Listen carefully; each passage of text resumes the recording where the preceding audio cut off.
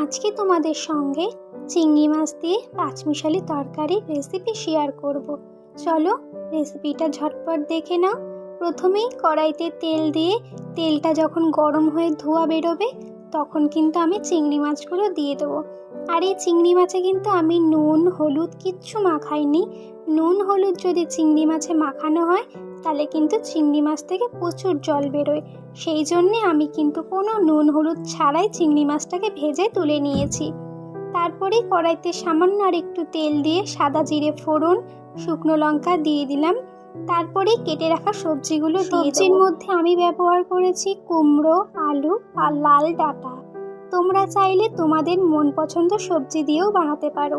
আমার হাতের কাছে যা ছিল আমি কিন্তু সেটা দিয়েই বানাচ্ছি। তারপরে ভালো করে মিক্স করে নিয়ে নুন হলুদ পরিমাণ মতন দিয়ে ভালো করে নাড়িয়ে চাড়িয়ে নেব। এটা কিন্তু ভালো করে প্রথমে ভাজা ভাজা করে নিতে হবে, তারপরে কিন্তু জল ব্যবহার করতে হবে। তার আগে কিন্তু জল দিলে সেই স্বাদটা কিন্তু আসবে না। তারপরে আমি এখানে কাঁচা লঙ্কা সেটা মাঝখান থেকে ফেলে নিয়েছিলাম সেটা দিয়ে দিলাম। আর যে ভেজে রাখা চিংড়ি মাছগুলো সেইগুলোও দিয়ে দেবো। তারপরে সব কিছু ভালো করে মিক্স করে নেব। আর দেখতেই পাচ্ছ কি সুন্দর ভাজা হয়ে আসছে, তেলও কিন্তু ছেড়ে দিয়েছে। এইবারে আমি সামান্য পরিমাণে জল দেব। সামান্য পরিমাণে জল দিলে সেটা আস্তে আস্তে আলুগুলো সিদ্ধ হবে আর কষানোটাও কিন্তু ভালো হবে।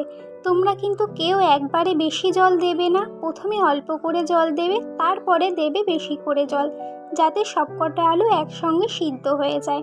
আর ডাঁটাগুলোও কিন্তু সিদ্ধ হতে হবে। তারপরেই ঢাকা দিয়ে দেবো যাতে ডাঁটাগুলো ভালো করে সিদ্ধ হয়ে যায়।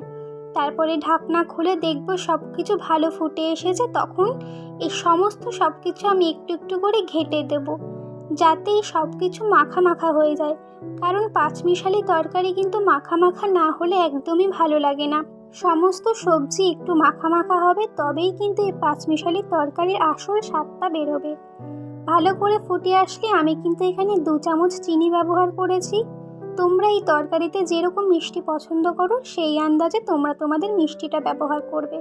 আমি একটু কম মিষ্টি পছন্দ করি এই তরকারিতে, তাই আমি সেই আন্দাজে 2 চামচ ব্যবহার করেছি। তারপরে সব কিছু ফুটে আসলে যখন মাখা মাখা হয়ে যাবে তরকারিটা নামিয়ে দেবো। আর এই তরকারি কিন্তু গরম গরম ভাতের সঙ্গে দারুণ লাগে, রুটির সঙ্গেও কিন্তু খুব ভালো লাগে। আর আমার এরকম আরও সুন্দর সুন্দর রেসিপি দেখার জন্য অবশ্যই কিন্তু আমার চ্যানেলটাকে সাবস্ক্রাইব করতে একদম ভুলো না।